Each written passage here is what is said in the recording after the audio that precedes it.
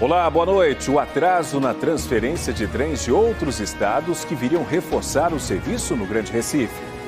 Novo modelo de prova prática para emitir CNH está em vigor no estado. Candidatos aprovam retirada da rampa e da baliza. Comerciante denuncia violência policial durante um bloco de carnaval em Abreu Lima. Caso está na corregedoria. Polícia Civil investiga a morte de uma mulher em Igaraçu. Família denuncia que vítima sofria violência doméstica.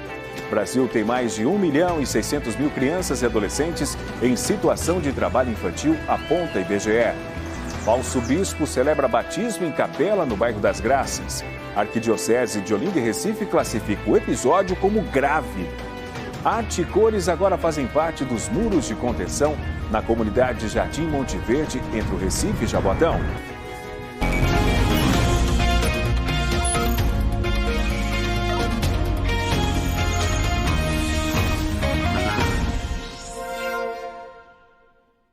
Está atrasada a primeira leva de trens usados de outros estados que deveriam reforçar o serviço no metrô na região metropolitana. Enquanto isso, os passageiros sofrem com os problemas de sempre, que deveriam ser resolvidos por máquinas que estão paradas na oficina.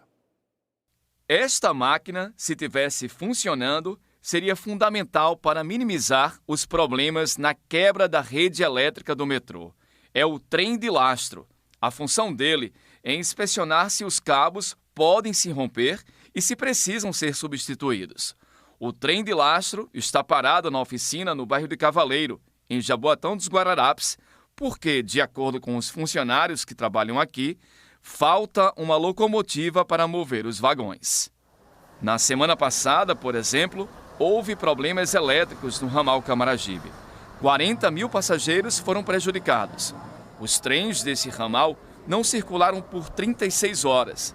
No ano passado, durante pelo menos 17 dias, o sistema metroferroviário ficou totalmente suspenso, fora as interrupções parciais nas linhas.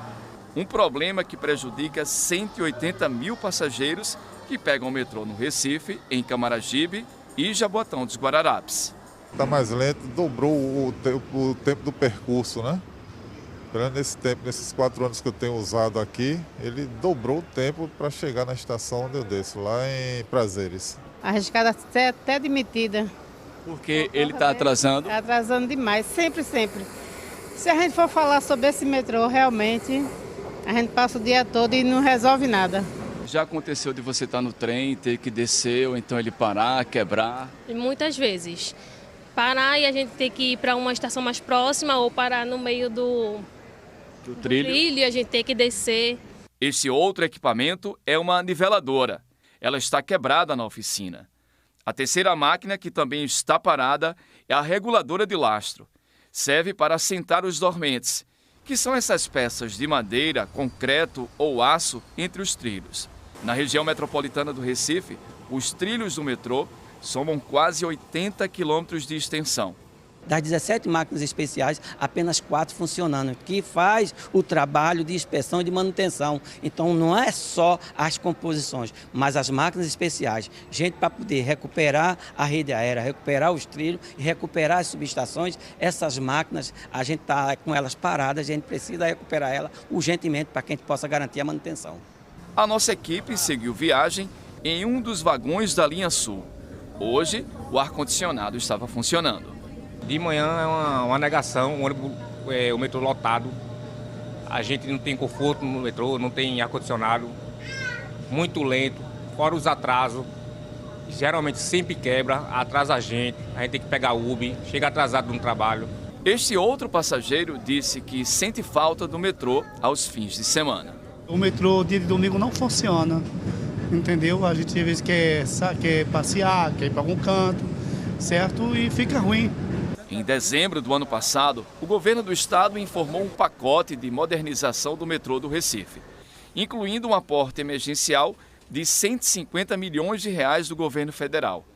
A promessa era a chegada de trens seminovos de Belo Horizonte e Porto Alegre. Dos 11 trens que devem reforçar o sistema do metrô no Recife, 6 deveriam ter sido entregues em janeiro. Mas, de acordo com o governo do estado, houve problemas operacionais e logísticos nesse envio de Belo Horizonte e Porto Alegre para cá. O novo prazo agora do governo é que essas locomotivas cheguem à capital pernambucana até o fim do mês de março. E em junho, os outros 5 trens também devem ser enviados aqui para o estado.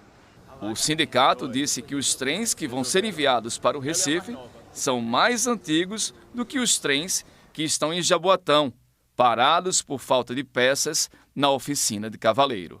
Não são trens seminovos, são trens com 40 anos de uso, trem bastante velho e que não vai atender às nossas exigências. Então é importante que a população saiba disso, não vem com ar-condicionado, vai ser super quente e vai deteriorar, vai piorar a situação e os trabalhadores que usam o metrô do Recife vai ser bastante prejudicado. O metrô está sucateado, a escada quebrada, escada rolante quebrada, elevador, a gente sobe com muita dificuldade, porque eu já sou uma pessoa de idade. A dificuldade é grande, né? O governo do estado, por meio da Secretaria de Mobilidade e Infraestrutura, disse que a aquisição de trens de outros estados é uma ação emergencial e que a previsão é de um investimento de 4 bilhões de reais na requalificação do metrô, incluindo compra de novos trens e também a renovação do sistema metroviário. Quem vai tirar a primeira carteira de habilitação na categoria B para carros de passeio não precisa mais fazer teste prático de rampa e também de baliza. A novidade em Pernambuco começou este mês e segue um movimento nacional. Eric chegou à prova prática com o frio na barriga de quem vai dirigir sob pressão, mas desta vez sem um dos maiores temores dos candidatos, a baliza. Foi tranquilo. Você acha que facilitou? Você fez a prova inteira sem perder pontos? Sem perder. No momento, o examinador não falou nada, pedi para aguardar 5 dias, terminei a prova, ele não falou nada e pronto, só aguardar agora. Eu estou feliz. Desde 12 de fevereiro, as provas de baliza e de rampa deixaram de ser exigidas no exame prático para a emissão da carteira de motorista aqui em Pernambuco. A mudança segue diretrizes da Secretaria Nacional de Trânsito e já vale para todos os processos abertos a partir dessa data. Além de não ter mais a necessidade de fazer a baliza e nem tampouco de parar na rampa, o candidato vai precisar fazer 50% de trajeto externo, trajeto de rua, de trânsito. A gente escolheu aqui alguns trajetos no entorno da nossa sede do Detran e também esse modelo é replicado para Ciretrans de todo o estado. Agora, o candidato precisa demonstrar condução segura no percurso de rua e, ao final do trajeto, fazer uma parada em linha reta, próxima ao meio-fio, a no máximo 50 centímetros da calçada. Outra mudança importante está aqui dentro do carro. A partir de agora, o candidato pode fazer o exame prático usando veículos automáticos. A ideia é acompanhar a realidade da rua, em que esse tipo de carro está cada vez mais comum. E na prática, sai de cena o jogo de embreagem e entram mais foco e atenção ao trânsito. Quem quiser iniciar o processo para tirar a CNH deve fazer a inscrição pelo site do Detran ou em um centro de formação de condutores. E pelo menos por enquanto, não houve redução no valor da taxa da prova prática. O candidato ele pode entrar no aplicativo CNH Brasil, fazer a sua inscrição, fazer as aulas teóricas lá mesmo e se habilitar a fazer a prova teórica no Detran ou no CFCs. Ou também pode recorrer ao método antigo, procurar o CFC, fazer a sua inscrição, assistir às aulas presenciais. Não diminui no valor da prova, o que diminui é as taxas da psicomédica. Agora os exames da psicomédica, outrora era R$230, agora caiu para R$180. Então esses são os valores. Inclusive o valor da prova para o Detran, ele até aumenta o custo, porque o candidato vai ter que fazer a prova dentro e fora do pátio. Então aumenta o custo do Detran, mas esse custo não é repassado para o usuário. Mesmo com as mudanças, o Detran reforça que a responsabilidade ao volante continua sendo o principal critério de avaliação. E para muita gente, a novidade veio acompanhada de alívio. Porque eu sou uma pessoa muito nervosa. Aí eu acabava achando que eu não ia conseguir fazer e botava na minha mente que eu não ia conseguir fazer. Mas eu vi nesse momento que era a minha hora. E eu simplesmente vim, botei Deus na frente. E eu disse, eu vou passar, eu vou conseguir. E eu passei, gente! Tô habilitada! Um falso bispo celebrou um batismo em uma capela na zona norte do Recife. A arquidiocese classificou o episódio como grave. E o repórter Juliano Roque traz ao vivo os detalhes desse caso. Boa noite para você, Juliano. Oi, Márcio, boa noite para você, boa noite a todos. O batizado foi realizado nessa capela. É a capela de Nossa Senhora dos Aflitos, que fica na Avenida Conselheiro Rosa e Silva, aqui no bairro das Graças. Este caso foi constatado, foi confirmado e foi divulgado pela própria Arquidiocese de Olinda e Recife. Em nota, a Arquidiocese informou que esse religioso, chamado de falso bispo, não tem nenhum vínculo com a Igreja Católica Apostólica Romana. Disse que ele tem uma ligação com a congregação que não respeita, que não avalia, que não valida o Papa como a figura central da Igreja Católica, por isso não tem autorização para realizar não só o batismo, mas nenhum dos sacramentos, como primeira Eucaristia, casamento, crisma. A Igreja Católica também disse nesse notificado que o pároco responsável pela capela informou que não sabia que esse homem não era um bispo da Igreja Católica. A Arquidiocese de Olinda e Recife confirmou, reconheceu que houve uma falha na averiguação e disse que a partir de agora vai reforçar esses meios. Também alertou aos católicos que não participem de celebrações que sejam celebradas por pessoas que não tenham vínculos com a Igreja Católica, principalmente o sacramento como o batismo. A Igreja constatou esse episódio como um caso grave. Márcio. Juliano Roque, obrigado pelas informações ao vivo. De 1 milhão e 600 mil crianças e adolescentes envolvidas com o trabalho infantil no Brasil, menos de 1% foram resgatados por fiscalizações do Ministério do Trabalho. O número revela o desafio para afastar meninos e meninas dessa condição. Trabalho doméstico e nas ruas, vendendo produtos ou pedindo esmola. Essas são as denúncias mais comuns relacionadas a crianças e adolescentes recebidas pelo Ministério Público do Trabalho em Pernambuco. E o número só cresce. Foram 11 denúncias em 2023, 21 em 2024 e 118 em 2025. A sociedade não se mobiliza para trazer essa informação por conta da naturalização do trabalho infantil. As pessoas ainda aceitam que o trabalho infantil é a solução para a criança pobre, não reconhece que é uma gravíssima violação de direitos. A procuradora do Trabalho explicou que as denúncias podem gerar fiscalizações. Em 2024, 301 crianças e adolescentes foram resgatados em uma única operação, trabalhando em feiras em Caruaru, no Agreste, e municípios vizinhos. Ano passado, 2 adolescentes de 16 anos foram resgatadas em situação de exploração sexual no centro do Recife e em Igaraçu. Segundo a procuradora, as vítimas são encaminhadas para a rede de proteção social do município e passam a ser acompanhadas pelo Conselho Tutelar. O explorador, depende se ele é um empresário.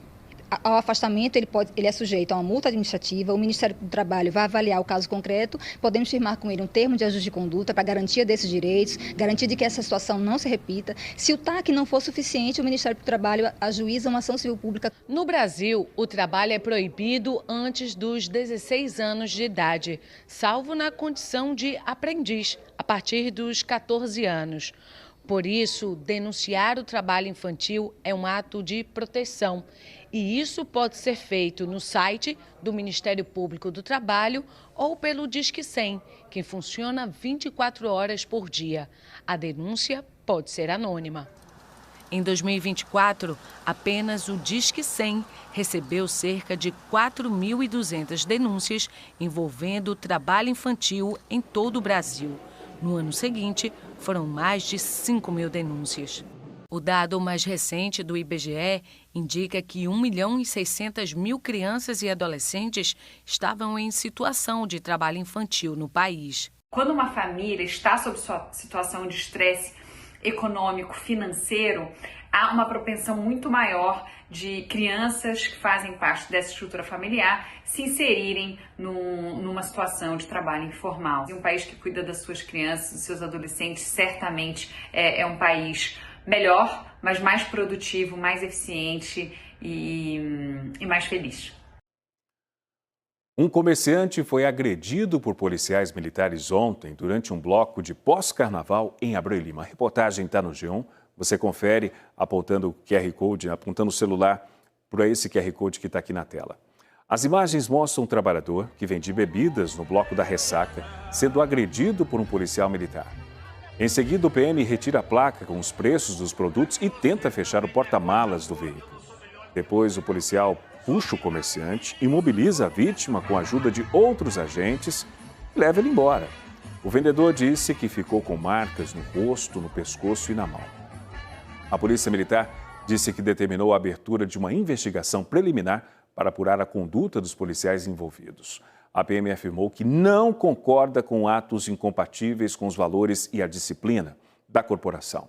A Corregedoria-Geral da Secretaria de Defesa Social também deu início a uma investigação preliminar. E um homem de 25 anos que estava foragido da Justiça foi preso ontem após fugir de uma abordagem da Polícia Rodoviária Federal no Recife. Policiais faziam abordagens na BR-101 e deram ordem de parada ao veículo dirigido pelo suspeito, mas ele não obedeceu e acelerou em direção à Avenida Dr. José Rufino, em Areias.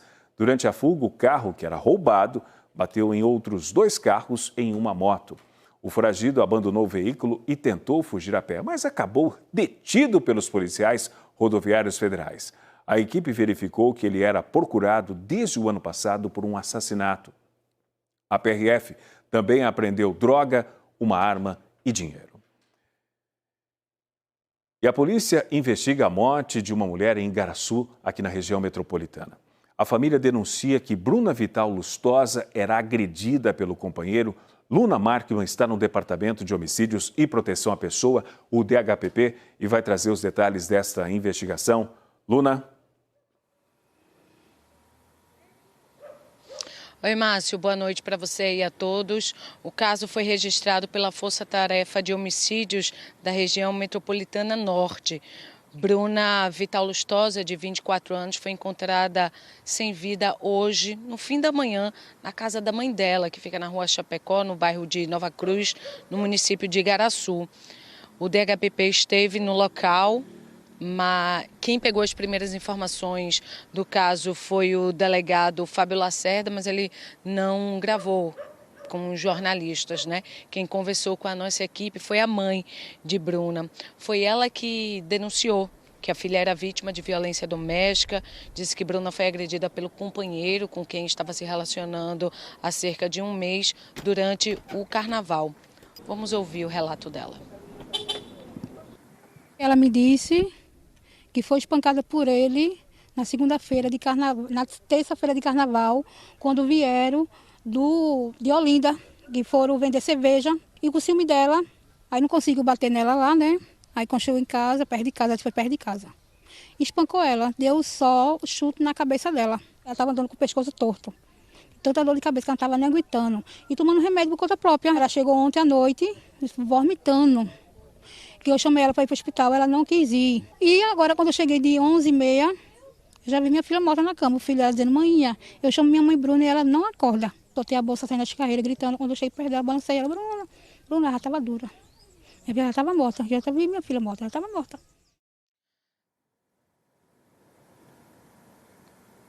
A gente sente muito por essa perda da mãe. Só corrigindo a informação, eles não se relacionavam há um ano, há um mês, mas há um ano. Um relacionamento meio conturbado de idas e vidas, né? Eles discutiram por causa dessa agressão no carnaval. Ontem até esse rapaz foi na casa da mãe, mas ela não sabe informar se teve uma nova agressão. E um inquérito foi instaurado pela Polícia Civil, mas ainda como morte a esclarecer. Volto com você, Márcio. Obrigado pelas informações, Luna. O vereador Eduardo Moura, do Partido Novo, fez um pronunciamento hoje pela manhã na Câmara do Recife, acusando o vereador Chico Kiko, do PSB, de ameaçá-lo de morte.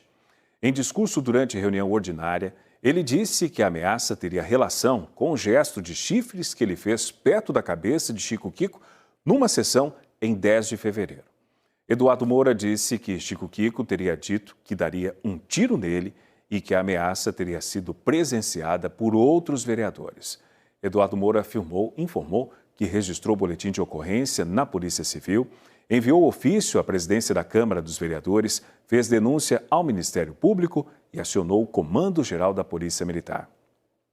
O vereador Chico Kiko disse que, se realmente falou o que o vereador alega, cabe a ele apresentar as provas e que vai aguardar ser notificado para se posicionar. Logo depois do intervalo, o mercado pet movimenta 80 bilhões de reais no Brasil. E a classificação do Náutico para a final do Campeonato Pernambucano? O ENE2 volta em instantes.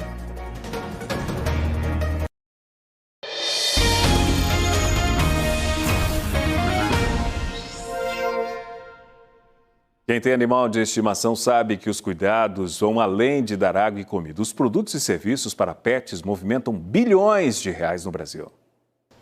Tudo aqui parece uma delícia, né? Dá vontade de comer pela tela. Agora, ó, melhor tirar o olho, tá?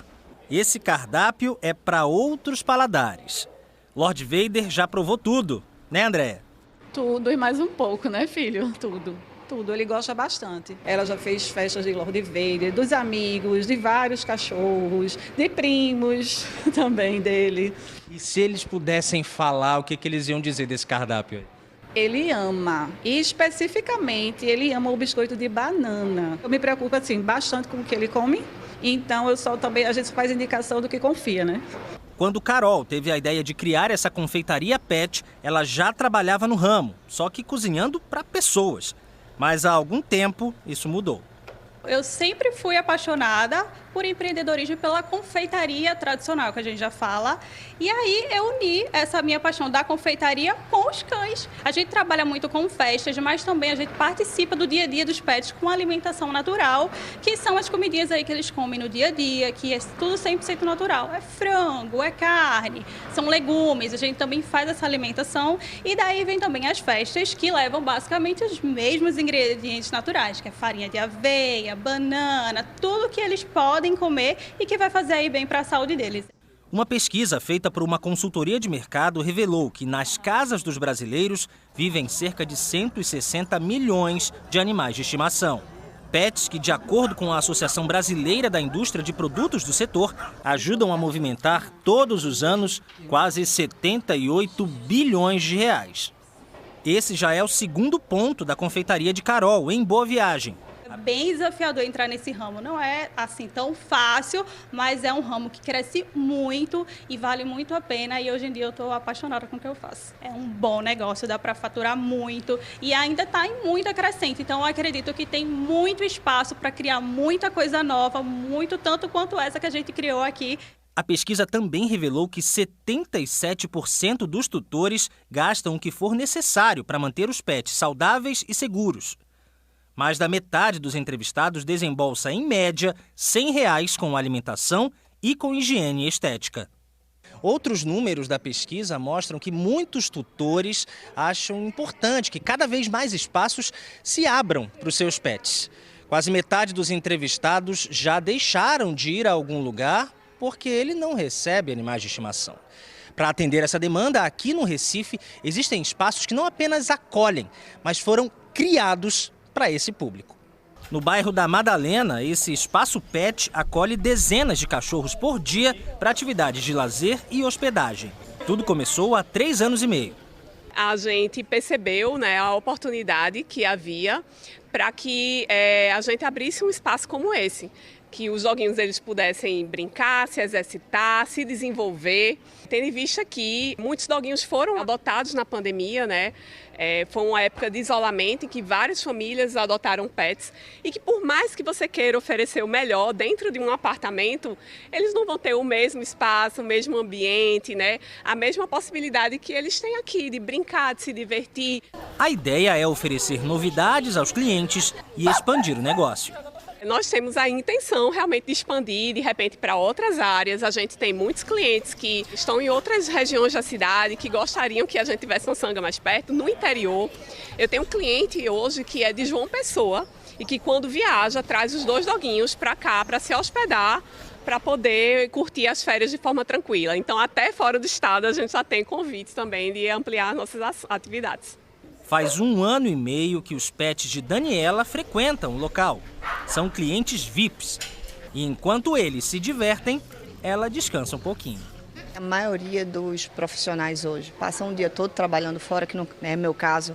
Aqui eles estão recebendo estímulo tanto físico quanto mental. Eles vão controlar o nível de estresse, aquela questão dos comportamentos destrutivos que eles poderiam ter se ficassem em casa presos o dia todo. Além do mais, porque também é uma coisa boa que eu acho que a gente tem que fazer pelo nosso pet. Entendeu? Eu acho que por eles vale qualquer investimento. Uma tempestade de inverno atinge os Estados Unidos, com 40 milhões de pessoas sob alerta. Mais de 5 mil voos já foram cancelados. E uma influenciadora pernambucana que mora no país há 10 anos enviou para a gente um vídeo falando da rotina esses dias por lá. Eu moro no bairro de Williamsburg, aqui no Brooklyn, que fica bem do ladinho de Manhattan. E eu moro aqui há 10 anos. E nesses 10 anos, essa nevasca ela foi uma das piores que a gente já passou aqui. O prefeito mandou um alerta no celular de todo mundo, dizendo que as estradas estariam fechadas para o pessoal só fazer viagens super essenciais, assim. As escolas param, né? Não tem aula. Alguns metrôs, algumas linhas de metrô também param. Comércio local também fecham. Essa aqui é uma das avenidas mais movimentadas aqui do meu bairro. E vocês veem que não tem quase ninguém na rua. Fica bem pouquinha gente andando na rua, só quem precisa mesmo, sabe? Esperando a tempestade passar. Eita, a moça caiu, ó. Escorregou. Escorrega bastante mesmo. Tem que ter cuidado para andar aqui na neve. Há quase 4 anos, 48 pessoas morreram em Jardim Monte Verde, vítimas do deslizamento de uma barreira.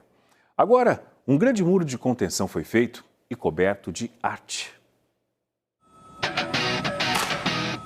Um paredão de concreto gigante, na proporção do problema que tenta evitar.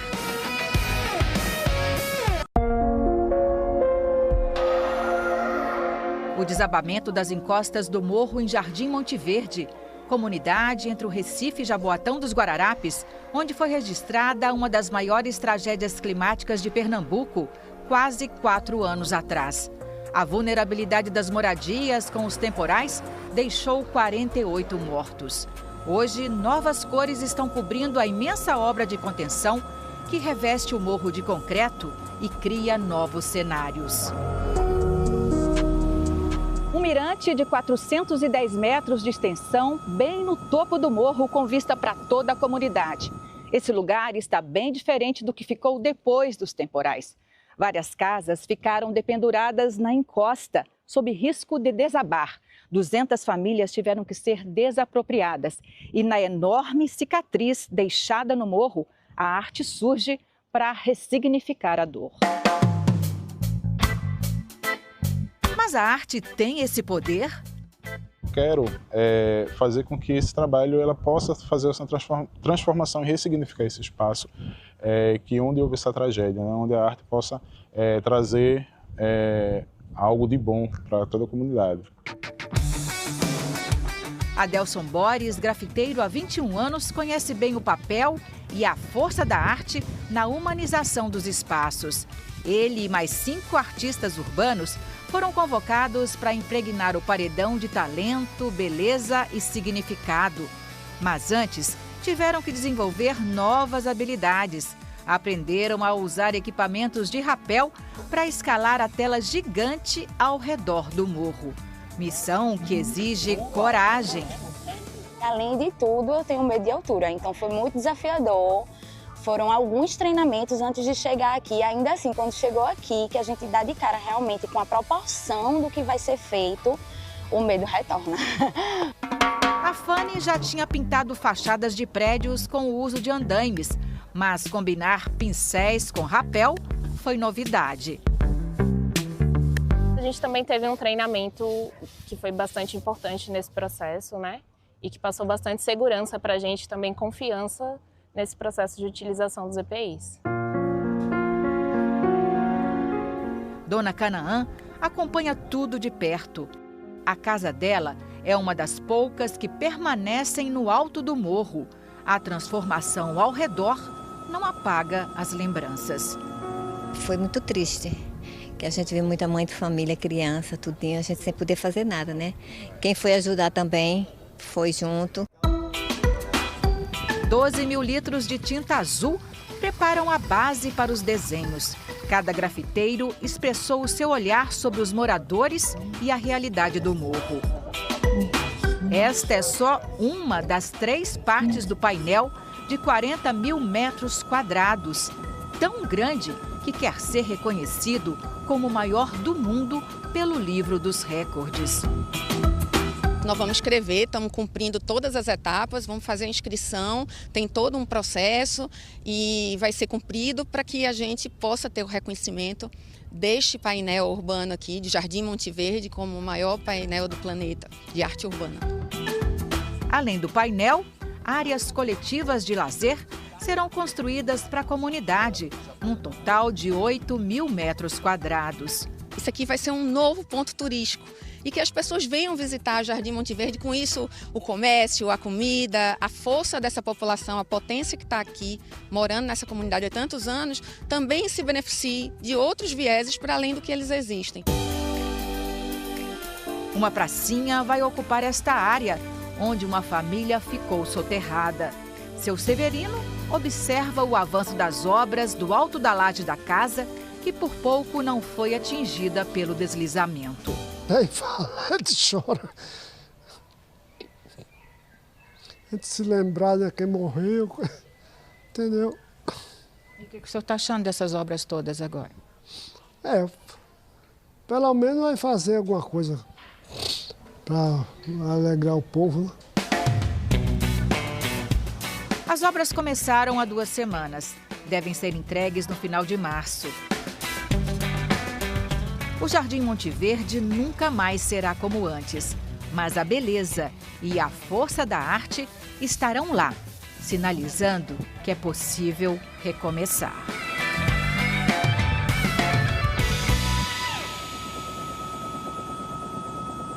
No Campeonato Pernambucano, o Náutico venceu novamente o Santa Cruz e vai pegar o Sport na final.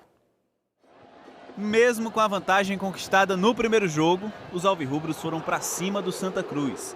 Aos 43 minutos do primeiro tempo, Vinícius foi derrubado na área por Eurico. O artilheiro Paulo Sérgio foi para a bola e abriu o placar no Estádio dos Aflitos, com direito à provocação na comemoração. No segundo tempo, foi a vez do Santa Cruz ter um pênalti, mas o William Júnior parou no goleiro Gaston. Pouco depois, o terceiro pênalti no jogo, novamente para o Náutico, só que dessa vez Paulo Sérgio acertou a trave. Nada que tenha atrapalhado o Náutico. Aos 27 minutos, Paulo Sérgio matou o jogo com esse golaço. Fim de partida nos Aflitos, com o Náutico classificado para a final. Nós ficamos por aqui. Para você, uma boa noite e até amanhã.